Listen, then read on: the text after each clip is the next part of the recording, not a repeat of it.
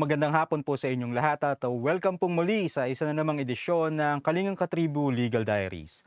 Ako po si Elmer Navarro Manuel at ang pag-uusapan natin ngayon ay talagang napapanahon dahil kaliwat kanan yung mga naghahagilap ng trabaho, kaliwat kanan din yung mga medyo nawawalan talaga ng trabaho dahil nga dito sa nararanasan nating pandemya. Labor laws ang pag-uusapan natin. At syempre para ipaliwanag sa atin ng mabuti kung ano nga ba itong mga labor laws na to, kasama natin ang Associate Lawyer ng Aranas Cruz, Araneta Parker and Faustino Law Offices na si Attorney Alfred Campagnano. Attorney, good afternoon po. Good afternoon, Sir Elmer. Alright, so attorney, ito, labor laws. Medyo masalimuto kasi alam ko marami yata tayong batas na kaugnay sa labor, ano? Oo. Marami na. Pero tungkol saan? Napakalawak ng Yan, topic ng oo. labor eh. Siguro parang ang Napaka-related ano, subject po yan.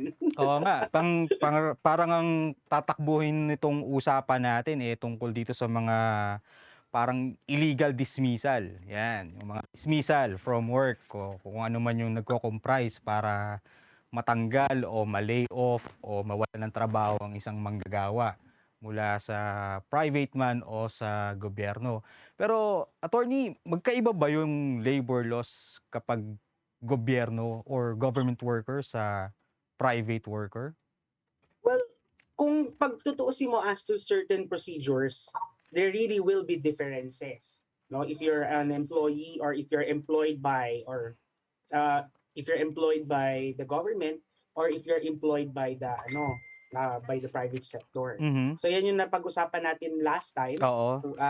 na kung saan may mga aspects na kung saan, for example, sa procedure, yung procedural due process, Mhm. kapag ikaw ay terminate ang employment mo violating procedure, kapag you're employed in the government sector, that can actually mean that illegal dismissal talaga siya per se. Mhm. But in the private sector, it has been consistently ruled na if your employment has been terminated, but if it's valid, meaning may valid cause for termination of Mhm. employment, but procedure was not followed, then magiging entitled lang siya for certain for nominal damages Mhm. or for damages in general. Mm. But hindi ibig sabihin na may invalidate ang dismissal mo.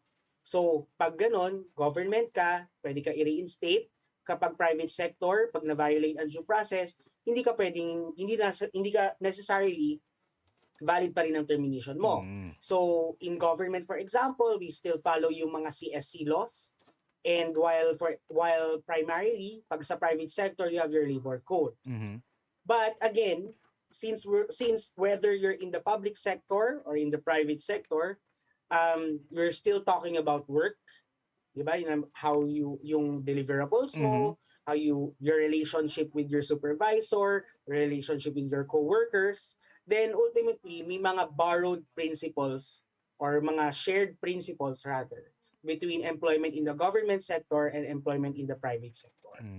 Okay. So talagang meron palang at least may kaibahan.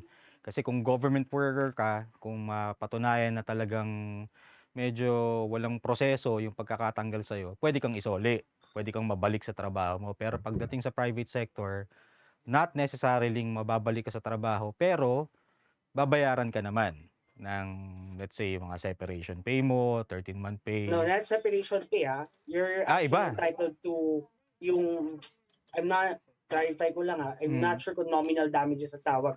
But there is this award na you're actually entitled to an award for damages Mhm. na because na violate yung process mo. As we've mentioned before, for example, if the ground for termination is for just causes, Okay. meaning serious misconduct, willful violation of a lawful order of your employer, or loss of trust and confidence, or any analogous causes, then supposedly, procedurally, you should be entitled to a hearing. Mhm. Meaning, two notices yan. First, you will be notified of na what are the charges against you. You will be asked to explain.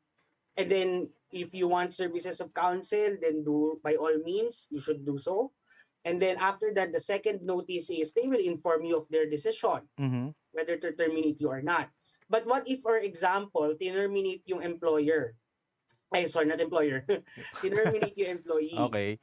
No? Terminate yung employment ng employee, Mhm. services ng employee. If you are in the without giving you the first notice, meaning hindi binigay sa iyo yung na may tao nagrereklamo na ito yung Mhm. mga acts that you being complained against you, and kindly explain. If this notice was not provided, was not given, for example, to an employee, then we qualify. Okay. You're employed in the government sector, then it's possible na the mere fact that the procedure was violated would already entail na illegal dismissal yan. Mhm. Even if ang substantive niya is talagang, for example, there really was serious misconduct. Okay. So meaning, pwede ka i-reinstate. Mhm.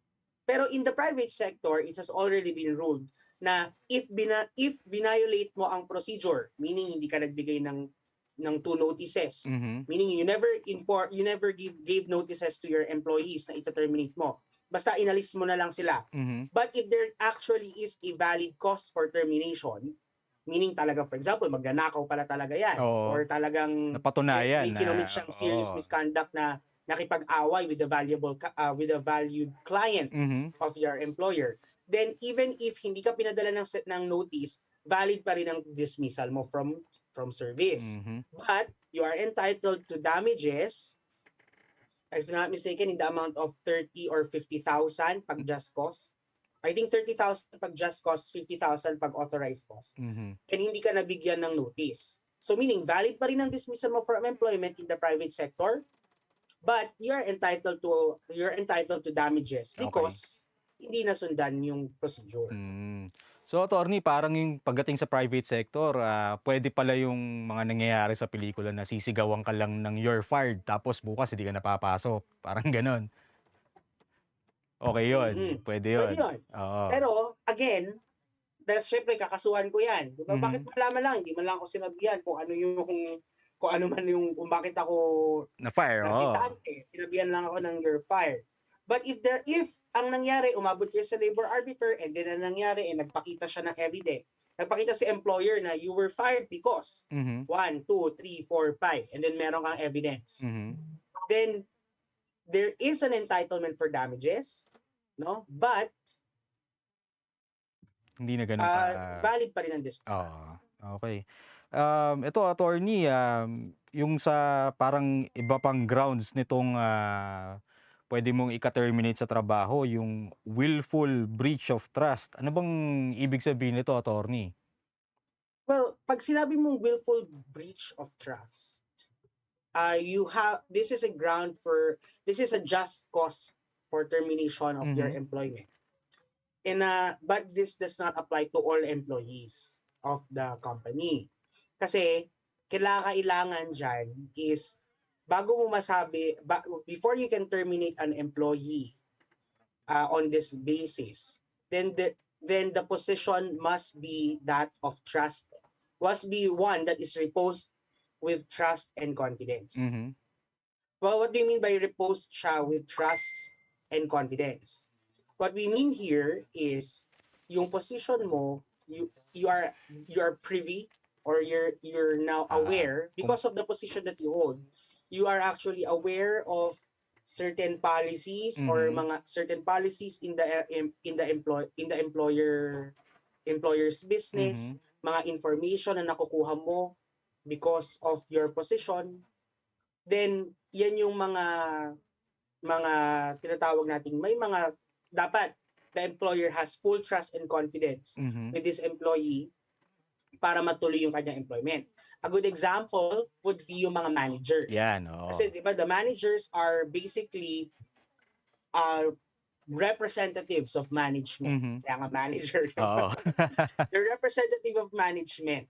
So they are somehow involved Mhm. to a certain degree in not only enforcing company policies, but they're also to a certain degree involved in making these policies. Mhm. So sila yung mga positions na talagang pinagkakatiwalaan ng management. Mhm. So sila yung may mga these are your employees that are reposed with trust and confidence.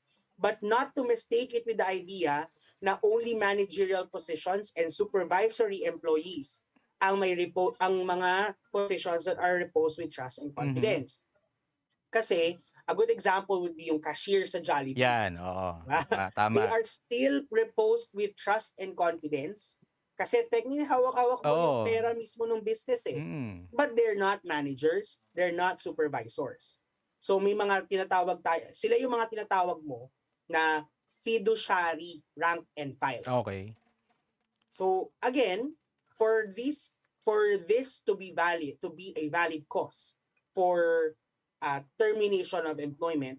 So yun, first assess what is the nature of the position. Mhm. Is it a position of trust and confidence? So you look at your title, you look at your job description. Mhm. Are you a manager, a supervisor, or a rank and file? Pag rank and file ka, then i-assess mo further. Are you a fiduciary rank and file Mhm. or are you an ordinary rank and file? Kasi pag ordinary rank and file ka, then hindi pwede itong gamitin sa'yo Oo, kasi wala ka as a namang job. hahawakang mga sikreto dahil lahat ng order nila, yun lang ang gagawin mo. Wala naman silang binabanggit pa sa'yong ibang bagay, Exactly. 'di ba? Ngayon, ang very important here is the Supreme Court has laid down certain standards. Mhm. Kasi syempre kung iisipin mo naman, Sir Elmer, hindi na kita pinagkakatiwalaan, wala na tong legal diaries, tapos na. Tapos syempre, di ba parang ganyan? Oo, So ayan. parang idea niyan is, it can be arbitrary na Okey. bakit? Ano nangyari? Parang ganyan na lang. Oo, gulat ka na So, lang. in raising this as a cause for termination, the first thing that is important is it is actually the employer, no? Siya ang may burden to prove that there really is loss of trust and confidence. So Base sa hindi job description mo, 'yan. Oo, not just but na aside from that na based sa job description, there has to be some factual basis kasi Ah, ano bakit okey. mo nasabi na nawalan ka ng trust and confidence. Mhm. So in that sense, it is the employer who is burdened to prove na ano ang pinanghugutan niya kung bakit nawalan ka ng tiwala. Bakit siya nawalan ng Hmm. tiwala sa manager na yan or sa supervisor. Now, a good thing to also note here is if it is by loss of trust and confidence and fiduciary rank and file ka. Mhm. So let's go back to the cashier. Trabaho rin kasi ako sa Jollibee as a cashier when back then. No? So, for example, nung nagtatrabaho ako as a cashier din, that's fiduciary rank and file. And then Okey. sabihin natin nagkaroon ng issue on loss of trust and confidence. Hindi siya pwedeng as opposed to managers and supervisors na kung saan medyo may leeway ang management Mhm. to say na there is loss of trust and confidence because say for example parang nawalan ako ng hindi na ako impressed 'Yan, sa oo. skills ko Nawala as na a yung amor, manager, as a kumbaga. leader, etc. Mhm. Pag fiduciary rank and file siya, so such as the cashier in our example, there has to be a proof of involvement in a certain incident. Hindi lang siya pwedeng bare allegation. Kasi Mm. kung titignan mo, rank and file yan, it has to be mas concrete dapat or mas substantial ang connection ng loss of trust and confidence with that of the work. Mhm. As opposed to a manager na kung saan there is a degree of discretion on the part Yan, of management na para masabing there is loss of trust and confidence. But again, not to mistake it with the sense na dapat parang humuhugot na lang siya or iniimbento lang niya. Diba? There has to be some basis. Pero mas strict ang basis kapag fiduciary rank and file as opposed to managers and supervisors. Kasi So, pa ba importante dyan, Elmer? yung parang ganito yan, attorney, no? Kunwari, manager ka, tapos nag-leak ka ng information na para lang dapat sa company nyo, tapos Mm. nileak mo sa iba. Kunwari, Mhm. dinala mo sa kalaban mo, tapos Mm. nahuli ka Sa kompleto. ngayon. So, ayan, Oo. siguro pwedeng grounds yan ng loss of trust and confidence. Ngayon, O dun naman, malama. oo, yan. In that situation, that's not even loss of trust and Oo, confidence. That talagang, can even be treated as serious misconduct. yan. Tapos, lastly lang siguro on this one, kasi talagang very malawak talaga Oo nga. ang discussion on on termination of employment. But the last thing here is, pag sinabi mong loss of trust and confidence, hindi siya dapat afterthought Mhm. ng management. So, for example, meron na siyang incident before. And then, pinagtuloy mo pa rin naman siya ng employment. Mhm. And then, a significant period of time lapsed. And then, bigla na lang ito-terminate mo siya on that, di ba? On that On ground. that ground na pinalampas mo Diba? nung una. Eh, napalampas mo siya nung una eh. So, Oo. parang ang dali mo sabihin na that's an afterthought. Mhm. Bakit bigla na lang ginagamit mo yan against him when napatawad mo naman na siya before? Kaya nga. Diba? So, yun yung idea niya. Alright, okay. Siguro, magbe-break muna tayo, attorney. Medyo mahaba-haba talaga 'tong usapan natin. Huwag po kayong aalis at babalik po muli ang Kalingang Katribo Legal Diaries. This public service advisory is brought to you by Daily Tribune and 100.3 RJFM. Oh, vaccination, isolation. Gotta keep up with my nutrition. Gotta maintain my body condition. Then I can take my vaccination. What do I choose? What do I take? As long as it is not a fake. AstraZeneca, Moderna, BioNTech, even Sinovac, okay na.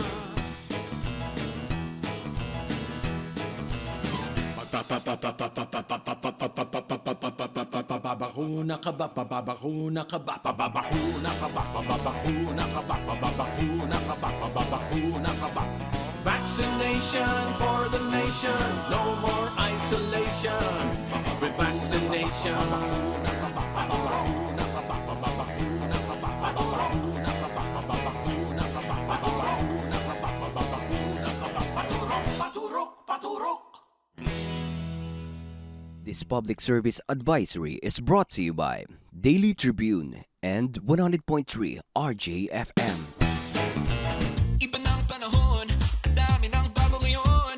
Pati ang mundo natin, well, nagbago na rin. Buti ang magbayad, bigger, better na. You can buy it sa centers, pati sa mga partners, may online pa at app. You can buy it with your fingers, still don't remittance and more. Online shopping, you can buy it all. Di magpadala, you can buy it all. Anumang pera transaction, you can buy it all. Sabayan ang pagbabago ng mundo for all your pera transactions, all new Bayan. Manong Joe po, At Ate Maita, ngayong Hunyo, bahagyang tumaas ng 8 centavos per kilowatt hour ang overall electricity rates. Ito'y dahil sa dagdag singil sa WESM. alam nyo ba, pwede kayong i-update na Meralco sa text or sa email gaya ni Sarah G. Sisendan kayo ng advanced updates tulad ng upcoming bill details. Di na kayo kakaba-kaba sa paghihintay ng bills. At anumang mangyari sa bill, masira, mabasa, o mawala, no problem.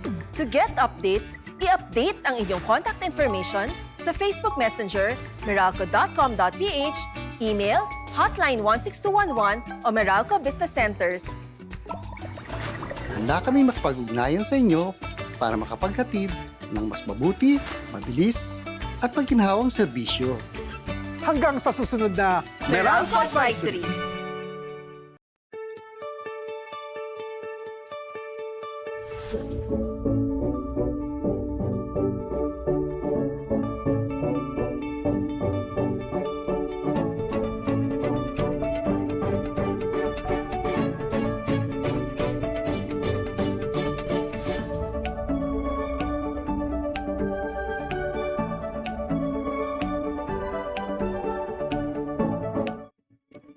Nagbabalik po muli ang Kalingang Katribo Legal Diaries at syempre kasama pa rin natin si Attorney Alfred Campagnano para sa usapin kaugnay sa labor laws.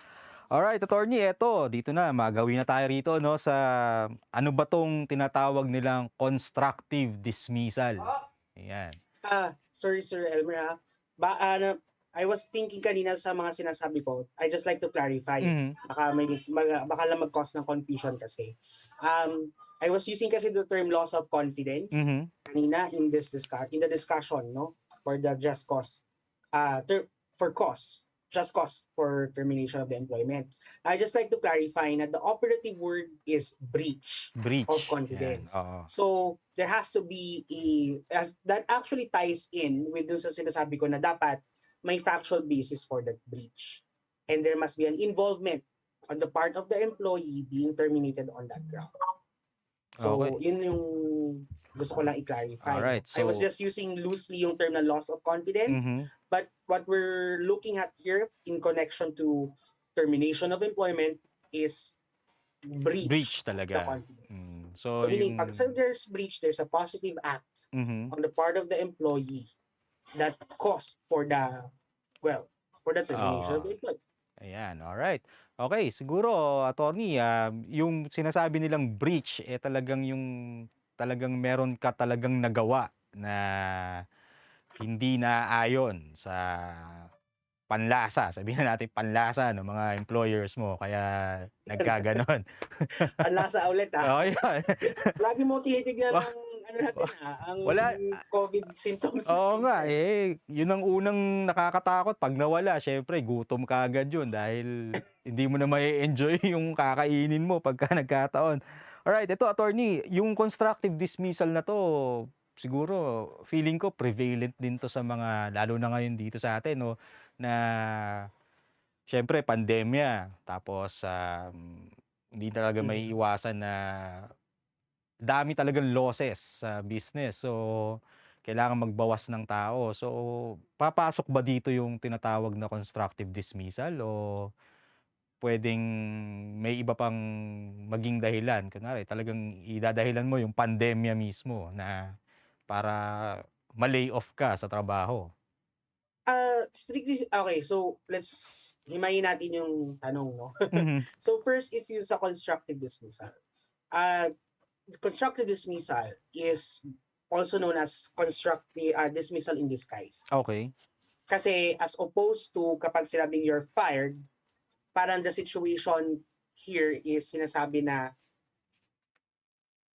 there is an environment, no, on the part of the employee, no, nasa workplace siya, na kung saan the standard is, would a reasonable person holding the same position, diba, hold or keep the job under the same circumstances. Mhm. So actually, to me personally, this is a more mas insidious siya.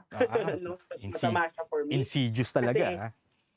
kasi hindi mo talaga on the part of the employee, hindi mo alam hindi niya alam Mhm.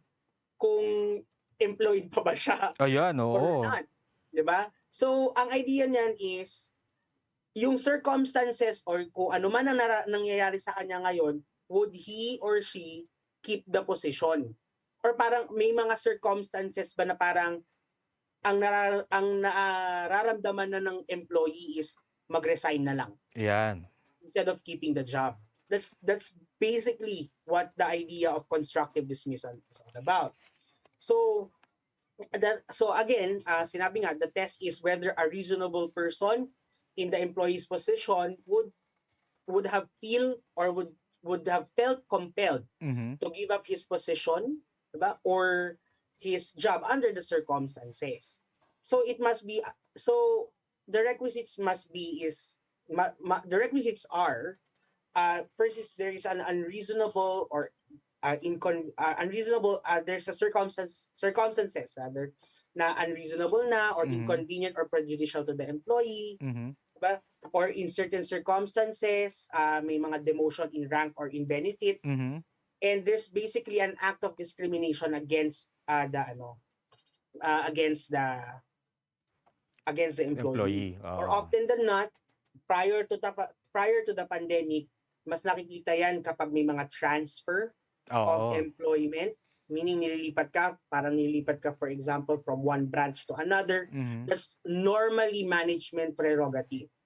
But again, if unreasonable ang transfer, para for example, you're in Baguio, and then tina-transfer ka sa branch, for example, sa Zamboanga, di ba? Parang that in certain instances may fall under constructive dismissal kasi unreasonable siya. Mhm. Or I suppose, parang tina-transfer ka, pero tina-transfer ka to another position, pero bumaba ang benefits Okay. or bumaba ang salary. That's basically, that can also qualify as a constructive dismissal. So, pero attorney, 'di ba pagka kahit na-demote ka kung gano'n na yung salary grade mo, bago ka na-demote, dapat hindi papalitan ba dapat 'yun or ibababa rin ba 'yun o same lang? As Sir Elmer kasi, when it comes to constructive dismissal, Mhm. although it's a good standard, no, mas madali mo maintindihan na may constructive dismissal pag nagkaroon ng demotion in salary or Okay. in benefits. But Okay. again, even if the salary is the same, Mhm. diba? But ang nangyari na demote siya in terms of yung job na ginagawa niya, Mhm. then that can also be a ground for constructive dismissal, even if pareho rin ng benefits and salaries. Mhm. A good example to illustrate that point is, for example, he graduated as an engineer. He Mhm. was hired to be an engineer. And then ano nangyari, ang puro trabaho na lang na binibigay sa kanya is not in relation to his Ah. chosen profession or career. Meaning, ang nangyari, instead of nagda-draft siya ng mga blueprints, ang nangyari, naging photocopier, Timpla ng paki-photocopy na lang kape. to, Hmm. nagtiga-deliver na lang ng kape. Even if hindi bumaba ang salary, kasi binabayaran siya for that. Oo. The circumstances may show na there really is constructive dismissal because he's no longer hindi na siya binibigyan ng work Mhm. na in relation to his job. So Puwed it's really a matter of circumstances kapag constructive dismissal. hmm. That's why I mentioned a while ago na it's quite insidious, you know, Oo nga, tama. kasi hindi mo talaga parang there is a time na parang Nararamdaman mo na hindi ka na welcome, yeah, parang gano'n. it's also quite hard in a sense to prove constructive dismissal as opposed to yung talagang you're actually dismissed from Mhm. employment and then i-check mo na lang yung elements, di ba, Mm. parang ganyan. This one, talagang pahirapan yan baka naman, Oo. yun lang, it's a matter of circumstances. So talagang dyan medyo madugo ang kapag employment na pinag-uusapan. Puwede rin siguro example diyan, attorney, yung kasabayan mo lahat prinomote tapos ikaw naiwan diyan sa puwesto mo. Although same sahod, kaya lang siyempre yung iba mas maraming trabaho, ikaw dadaanan ka lang Ah, ng boss mo, "Uy, That's possible. uy, But nandiyan ka pala." Parang gano'n. a more common example is yung mga napupunta sa floating status. 'Yan, oo. 'Di ba yung mga floating status na yan na parang okay, wag ka muna. Normally, I think sa security guards, yung mga nagwo-work sa security agencies, Mhm. this is normally prevalent sa kanila, no, na kung saan nalilay off mo na sila, hindi mo na sila na-hire or hindi mo na sila na-assign sa isang establishment Mhm. to serve as a security guard.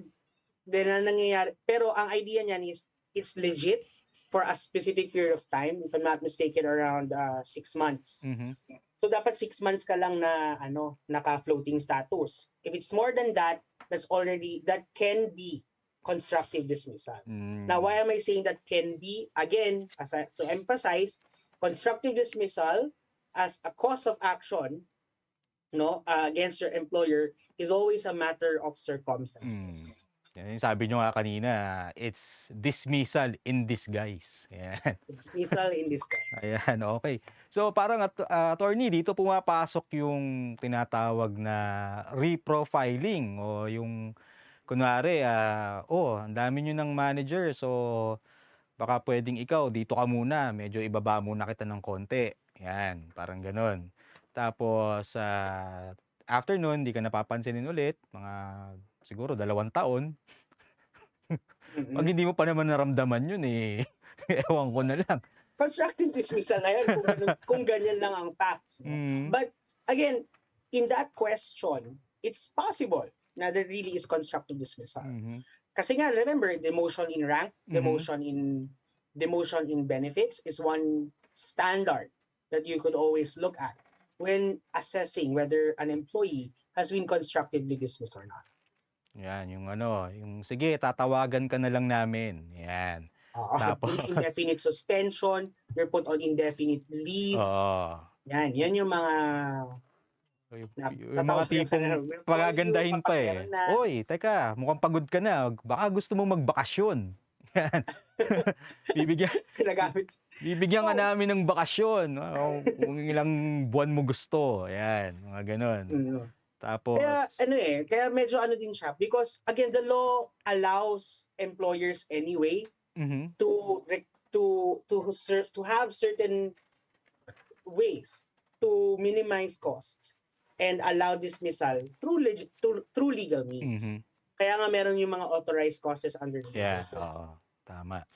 Okay, so pagka gano'n, sa mga nanonood sa atin, pagka ganyang nararamdaman niyo na parang, same old na lang yung ginagawa niyong trabaho tapos 'di na kayo napapansin o parang, nasa pader na kayo, wala ng ibang mapupuntahan, wala ng career growth, kausapin niyo na si Lina.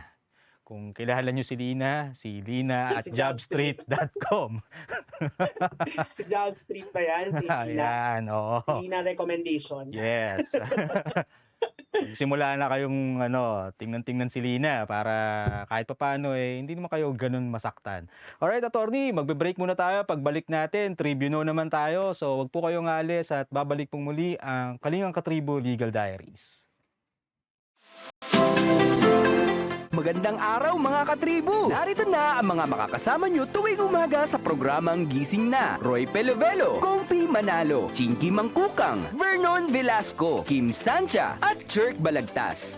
Abangan ang programang Gising Na mula alas 8 hanggang alas 9 ng umaga sa Facebook page ng Daily Tribune. Ilabas ng mainit na kape at samahan kami sa inyong pag-almusal, mga katribo. Sama-sama natin alamin ang mga natatagong istorya sa mga latest na kaganapan sa loob at labas ng bansa. Simulan ang bawat umaga with good vibes sa mga informative and recreational segments dito sa ating programa. Maaari nyo rin ibahagi sa amin ang inyong opinion via Daily Tribune Facebook page at Tribune Now sa YouTube. Makichika na rin sa latest showbiz happenings, mga katribo. Kaya naman, magkita-kita po tayo mula Lunes hanggang Biyernes, alas 8 hanggang alas 9 ng umaga at magsama-sama po tayo sa Gising Na!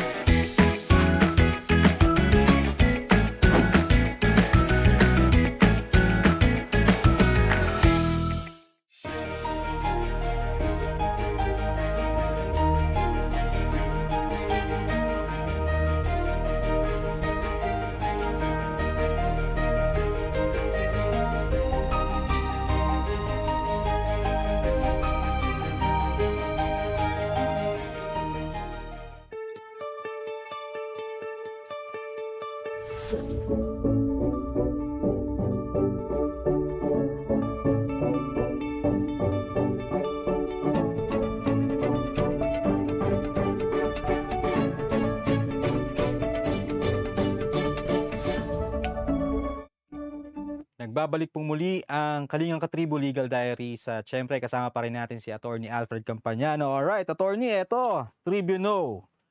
Ang Tribuno na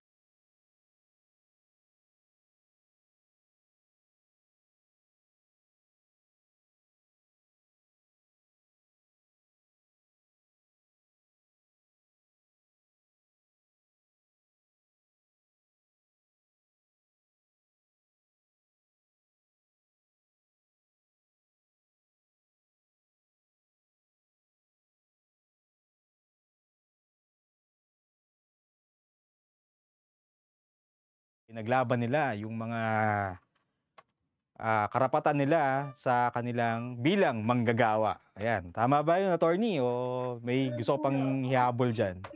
Well, ang ihabol ko lang naman dyan is, if I recall correctly, although, labor law really is not my strongest suit, no? Nung law Ayos lang yan. student pa ako, no? Pero if I recall correctly, na banggit sa amin dati na the Philippines is quite an interesting case when it comes to labor laws. Mhm. Kasi there are very few, if not the Philippines only, ang talagang even the protection to labor is constitutionally protected. So, unlike in certain jurisdictions when I say certain jurisdictions, a fancy legal word na in certain countries, Tama. then talagang normally employment is a matter of contract. Kasi contractual ang relationship naman talaga between employer and employee. Meron lang say ang government as far as labor standards are concerned, but that's a different topic altogether. No? So, ang gusto ko lang i-add dyan is, unlike, yun nga, as I mentioned, I'm not sure if Pilipinas lang, but if ever, it's actually the Philippines who is yung parang talagang constitutionally, hindi pala parang, constitutionally protected actually ang right ng mga laborers in the protection to labor clause. And in the protection to labor clause under the Philippine Constitution, hindi ko na memorize yan. Napakahaba niyan. Pero yan yung may sinasabi dyan na the rights of the fruits of production, the rights of the workers in the fruits of production, di ba? Is must be ensured, yung mga ganyan. So parang the framers or our framers of the Constitution saw it fit na the highest law of the land ensures that labor is actually protected. But protected and social justice is ensured. Social justice in the context of the workplace. So dun papasok, but not to confuse it with the idea na lagi na lang pro-labor. Yan. Oo. Diba? Kasi remember, diba, the framers saw it fit to recognize the contribution not only of labor, but also of management or of businesses in the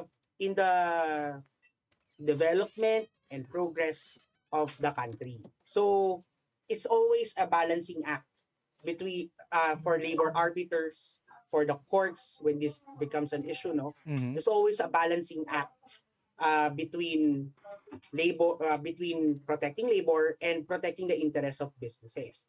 But it's good to know, it's interesting to know na talagang there really is a high premium to the protection to labor in the Philippines, at least in the Philippines. Okay. So happy Labor Day on May 1 next year. Oo nga. Pero after ng Labor Day, election day naman. Yan. Sunod-sunod na next year. So, on that note, no, please vote. Yan. Tama. I've always been a believer na I don't think you should be able to highly criticize government if you do not exercise the right to vote. Sa Tagalog, kung hindi ka boboto, hindi ka pwedeng bumoto. magreklamo. Yan. Pwede ka magreklamo kasi speech mo yan. Diba? Anyway, we were digressing.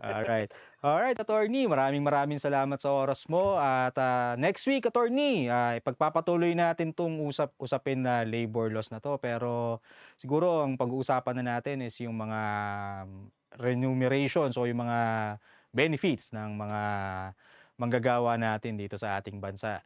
So on that note, attorney, maraming salamat sa oras mo, at sa mga nanonood sa atin, maraming salamat din po sa pagtangkilik dito sa Kalingang Katribo Legal Diaries.